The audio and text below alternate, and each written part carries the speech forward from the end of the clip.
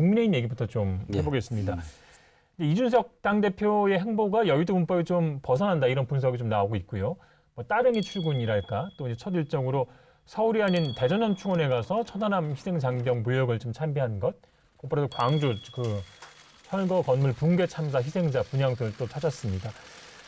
이 대표의 한 주 동안의 어떤 행보에 점수를 좀 매긴다면 얼마나 좀 주시겠습니까? 90점? 많이 주셨네요. 네, 많이 줘야죠. 네. 일단 허니문 예. 허니문 기간이니까 또 우리 당의 당대표시고요. 그러니까 좀 뭐 후하게 처음에는 줘야 될 것 같습니다. 예. 뭐 네. 당 지지율도 많이 올라간 것 같아요. 그리고 뭐 컨벤션 효과도 좀 있는 것 같고요. 우리가 맨날 천안함을 얘기를 하지만 하지 못했던 것이잖아요. 그래서 이 천안함 특히 2030 세대들이 이 보수 쪽에 있는 2030 세대들이 천안함 문제를 굉장히 중요하게 생각을 하거든요. 그래서 이준석 대표가 천안함 문제에 대해서 좀 굉장히 어필을 했다라는 예. 생각이 들고요. 그리고 이제 광주 이 사고 문제는 최근에 발생한 것이지 않습니까? 근데 마침 시의성 있게 여기에 딱 방문을 네. 하셨습니다. 또 광주였다는데 또 방점이 찍히네요. 그렇죠. 또 그래서 이 아젠다 중심의 정치로 흐르고 있는 그 어떤 트렌드하고도 딱 맞아떨어지는 그런 측면도 있는 것 같습니다. 예. 다만 좀 아쉬운 거는 이 따릉이는 예. 굉장히 신선하기도 했지만 조금 오게티도 좀 있었어요. 뭐 이렇게 여러 가지 논란도 좀 예. 있었는데 그래서 보여주기로 그치는 거 아니냐라는 논란도 좀 있었고요. 그리고 이제 제가 좀 주문하고 싶은 게 있다면 이 광주를 갔어요. 그래요. 그날은 광주를 갔는데 그리고 광주를 갔으면 그 다음 날도 뭐가 좀 나왔으면 했습니다. 왜냐하면 대표가 딱 가자마자 방문만 하고 끝나는 게 아니라 대책위원회를 구성을 하고 그다음 그 대책위원회에서 바로 어떤 얘기가 착착착착 나오고 이렇게 돼야 되는데 그냥 방문하고 그다음에 예. 뭐가 없는 느낌. 조금 허전하구나 이런 거하고 그다음에 이제 예를 들어서 이준석 개인이 주장하는 것들 중에서 뭐 할당제 문제라든가 예. 또 여러 가지 이제 개인의 어떤 주장들이 있는데 이것이 전적으로 다 전폭적인 지지를 받는 것은 아니란 말이에요. 그래서 이런 부분들 자기가 주장을 해왔지만 논란이 되는 문제들에 대해서는 저는 좀 더 겸허할 필요가 있다고 생각을 합니다. 그래서 정 의원님께서는 저는 뭐 그 평균적 한 60, 70 정도인데 이제 우려가 되는 게 안철수 처음 나올 때 무척 신선했었잖아요. 근데 안철수 대표가 예. 왜 무너졌나를 보면 내용이 없었어요. 안철수 대표도 보면 무척 이벤트 정치에 강해요. 선거 때도 선거운동 안 하고 그 백팩을 메고 계속 뛴다든지. 병원도 가시고. 지금 보면 이제 이준석 대표 같은 경우도 계속 그 상황을 보게 되면 이벤트 정치를 계속 이어가요. 그리고 아까 이제 한의문이라고 말씀하셨는데 제가 그쪽 중진 분들 만나고 그러니까 한의문이 한 달은 가지 않냐 그러니까 한의문 끝났습니다. 바로 얘기해요. 국민의힘 의원들입니까? 예, 국민의힘 중진 의원들이. 근데 이제 저는 한의문은 끝나지 않은 것 같다는 예. 생각. 왜냐하면 지금 바람이 있으니까 이준석 대표가 하는 그 신선함을 이미 먼저 갔던 정치인들이 다 했던 거예요. 하늘 아래 새로운 건 하나도 없거든요. 다만 지금 워낙 기득권화되어 있는 정치권에서 다시 젊은 이준석 대표가 나와서 그걸 하니까 신선하게 보이는데 이거 옛날에 다 했던 겁니다. 제가 하나 좀 여쭤볼 만한 것들이 이제 자전거 타고 출근하는 모습 좀 굉장히 신선하게 봤고요. 그 이후에 한 발언들도 저는 굉장히 공감이 갔는데 이준석 대표가 뭐라고 했냐면 이게 이슈가 될지 몰랐다 이런 얘기를 했어요. 근데 자전거 타고 가는 거. 본인이 잘못하고 출근을 한 것이 이렇게까지 이슈가 될 건지 몰랐다고 얘기를 했는데 저는 그거는 그 진정성 믿지 않습니다. 그 부분에 저도 이제 물가가 그게 붙더라고요. 뭐 그래서 이슈가 예. 될지 그- 모르진 않았겠죠. 용감하게 김재원 의원이 한마디 했잖아요. 예. 그 사사건건 말투 하나가 다 맞는 얘기거든요. 아니 최고위원회에서 협의하고 합의해야 될 내용이 우리도 모르는 상태에서 언론을 통해서 보고 언론에다 미리 다 공개한다? 최고위원을 형해화시키려고 하는 거냐? 예. 근데 이제 이게 그 나머지 최고원들은요, 천둥 벌거숭이처럼 아무것도 몰라요, 지금. 이제 막 초선 된 의원들이고 국회 정치권에 들어온 지 얼마 안 되고 김재원 의원만 이렇게 보고 있는데, 그래서 제가 좀 후하게 쳐줬죠. 100일까지는 좀 봐줘라. 100일 천하까지는 갈 것 같다. 한계가 분명히 올 것 같다는 건 그 예상이신데. 이제 그게 왜냐하면 내용이 없다는 겁니다. 아니 아직 이제 얼마 안 됐잖아요. 좀 기다려봐야 되는 거 아닌가요? 인사 아니죠. 절차와 관련해서 사실 예. 이제 김재원 의원이 지적한 그 이제 그 대변인 임명 예. 절차라든가 수석 대변인 임명 절차라든가 그거에 대해서 아마 조수진 의원도 한 말씀을 하신 것 같아요. 이제 대체적으로 이런 사람들을 임명을 하려고 하는데 의견들이 있습니까?라고 이제 그런 협의 절차를 예. 거치고 이제 보통 발표를 하는데 이제 보통 내정을 하죠. 근데 이제 내정됐다는 거를 다 이제 언론에 이미 다 나간 다음에 최고위원들이 언론을 통해서 알게 됐기 예. 때문에 이런 경우는 이제 굉장히 이제 이례적인 경우였기 때문에 최고위원들이 이제 일부가 이제 문제 제기를 한 걸로 알고 있습니다. 일종의 사고죠. 예. 사고인데 저는 사고라고 안 보고 이게 몸에 배인 습이에요. 국민의힘 당원당규상 보면요, 최고위원과 협의 안 해도 됩니다. 협의 규정이 없어요.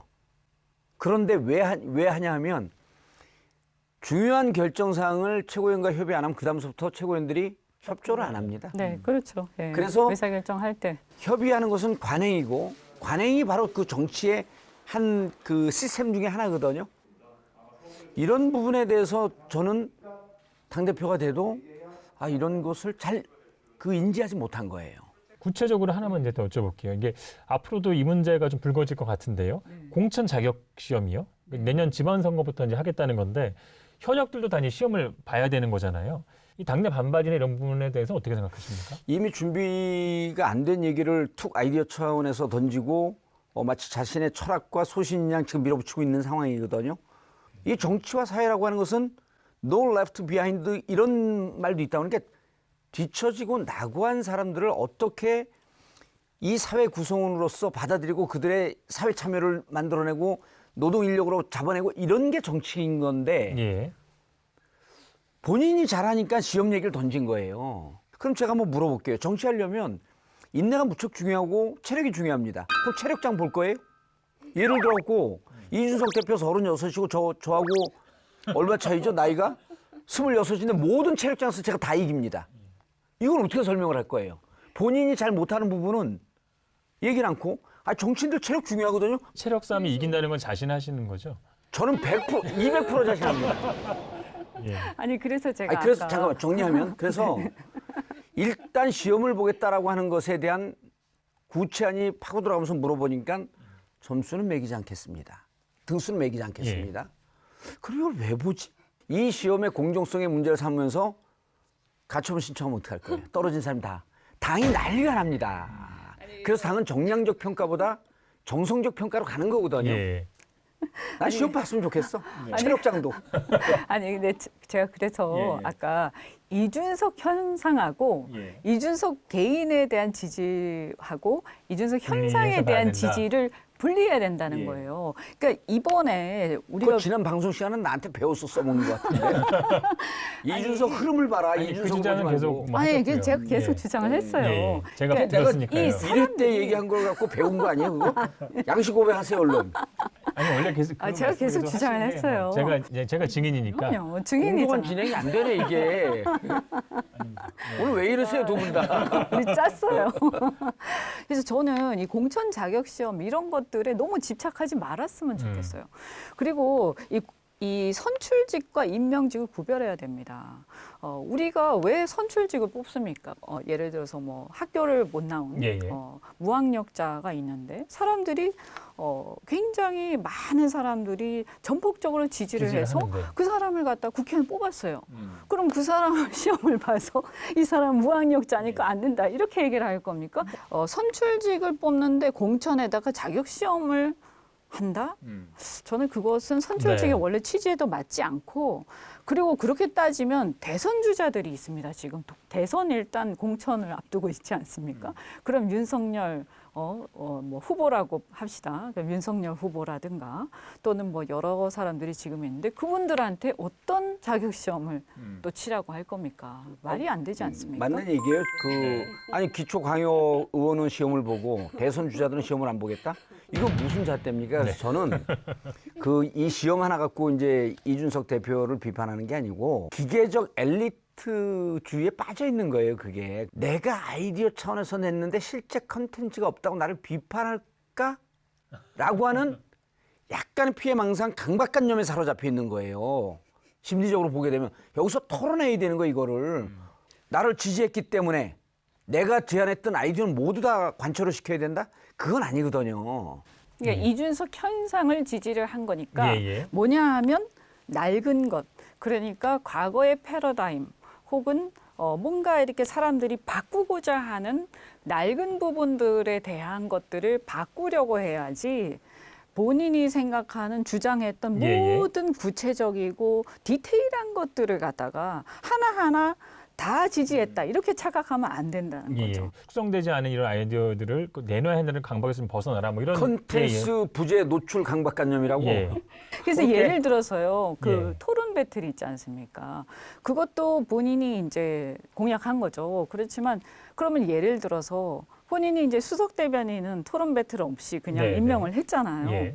그러면 그것도 어떻게 보면 예외가 되는 거죠. 그거 얘기하지 마세요. 왜냐하면 최고위원들이 그거 물어뜯으려고 다 준비하고 있으니까 실현도 안 돼요. 제 얘기는 아까 뭐라고 하시죠? 그 저기를 표현을? 컨텐츠 부재 노출 강박관념. 너무 어려운데요. 아니요. 아니, 너무 이 자막까지 같이 들어가면 다 이해됩니다. 자, 이 문제 그래서 저는 여기까지 정리를 하고요. 제가 예. 하나만 말씀드리면 지금 부동산 전수조사 하잖아요. 네. 본인께서 부동산 하기로 했죠. 전수조사 하지 않습니까? 그러면 거기에 대해서 이준석 대표가 지금까지의 대표하고 다른 정말 혁신적인 모습을 보여주는 거죠. 그럼 거기서 이준석 대표의 차별화가 확 되는 겁니다. 시험대가 될 것이다. 네. 그거 하는 순간 국민의힘 망해요 그냥. 부동산 전수조사하면 한 50명 나와.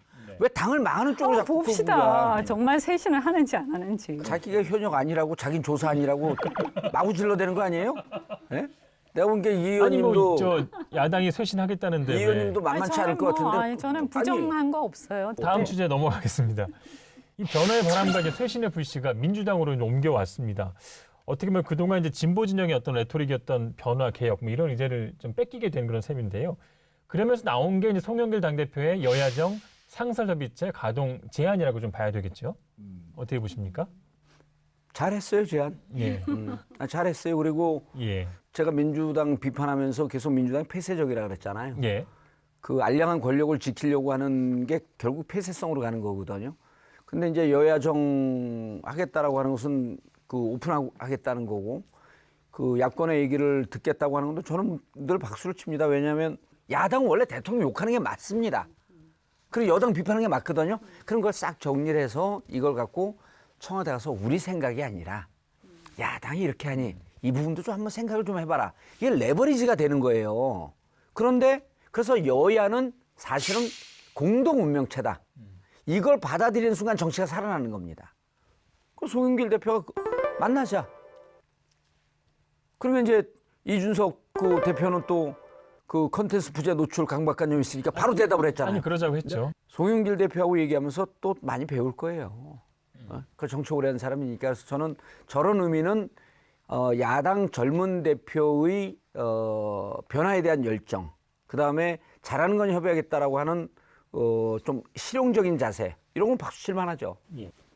뭐 안 열릴 이유가 없죠. 저희 입장에서는 민주당에서 그런 제안을 또 해주면 이번에 또 저희가 또 제안할 것들도 많이 있을 것 같고요. 여당인데 민주당이 너무나 불통이었어요. 왜 그런지 모르겠는데 민주당이 오히려 야당 같고 우리 당이 좀 여당 같은 좀 이렇게 웰빙 같은 그런 영원히 느낌. 여당 될 일이 없으니까 그런 꿈 꾸지 마세요. 아니 뭐 여야정 협의체는 민주당에서는 계속 하자고 했던 것 같아요. 그렇죠. 예, 예. 계속 해자 그랬죠. 그런데 하여튼 좀 잘 안 됐죠, 사실은. 그래서 이번에는 저는 좀 잘 되기를 바랍니다. 네. 이번 주 시사토크 알고리즘도 잘 보셨습니까?